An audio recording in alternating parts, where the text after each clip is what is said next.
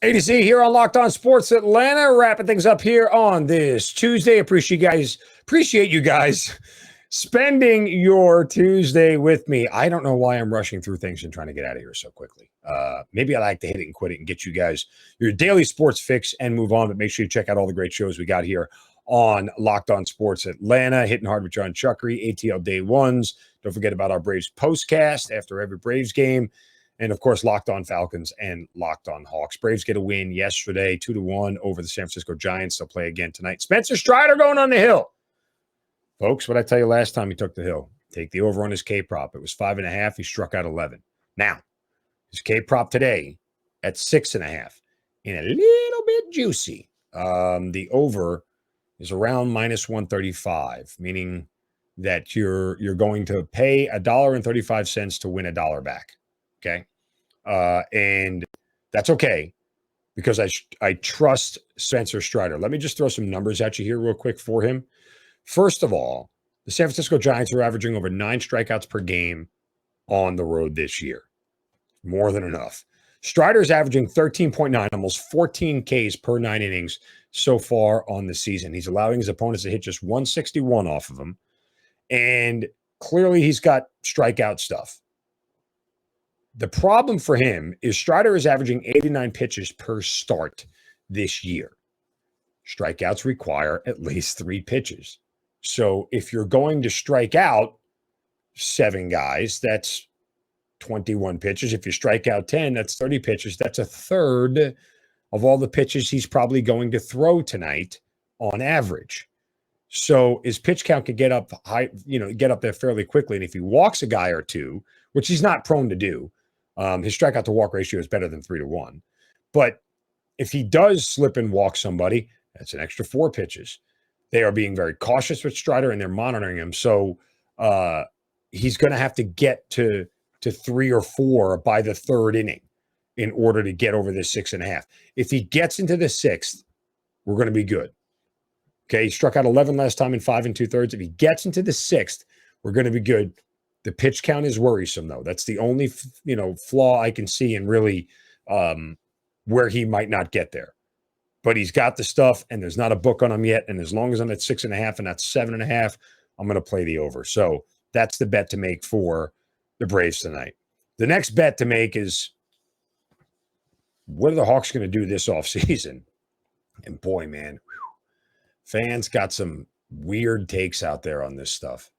And I know I'm not far from weird takes at times, but the idea that what people are wanting to do to this roster, I honestly do not think this roster is going to change that much. That may be to the Hawks' chagrin and fans' chagrin. I don't think it's going to change that much. If you just for a goof go play with that trade calculator thing, that trade machine on ESPN.com, and you just start putting things together and you realize that a lot of this stuff isn't viable, it really would make you a lot smarter as a fan. Rudy Gobert is going to cost a lot, and Clint Capella and John Collins are not going to be enough. They're not. The salaries don't match, and so the Hawks are going to have to get rid of some more players with only acquiring one.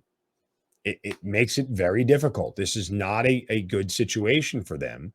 And I had joked around, too, with a couple of friends, and this is total crazy GM here.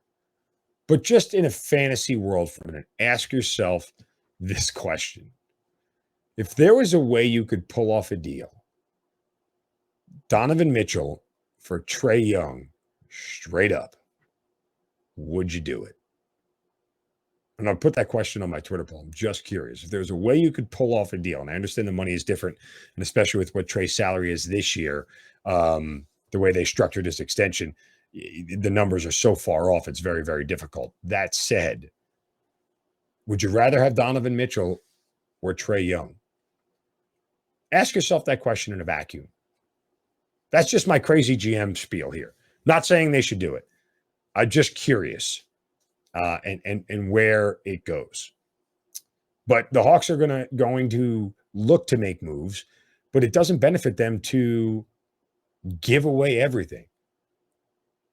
Now, a good friend of mine, Mike Conti over at 92.9 The Game, had mentioned that, you have a good amount of youth on this roster. Don't be afraid to go get veteran players who can make a difference. So if Rudy Gobert's age turns you off to him, I get that. I understand it. But he's right. There is a lot of youth on this roster. Between Hunter, Herter, Okongwu, Collins and Young, there's youth everywhere. Don't be afraid to grab a couple of older guys. Not too many, just a couple that ultimately can make a difference. So the NBA draft is coming up. Rumors Hawks may trade up. I love dudes who trade up. I love it when that happens. Go for broke, man. Worry about next year.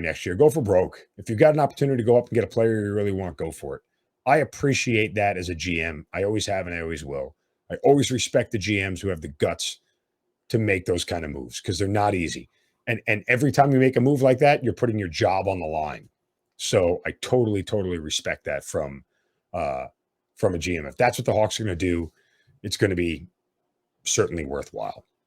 All right, that'll do it for me today here on A to Z. Give me a follow on Twitter at Mark Zinno. Back tomorrow. Brad Rowland of Locked On Hawks are going to join us. We will dive more into these fancy trade scenarios for the Atlanta Hawks. That's coming up tomorrow on A to Z. You guys have a wonderful Tuesday. Check me out on social media. Appreciate you guys' love and support. You guys have a great day. Don't take any crap from anybody. See you.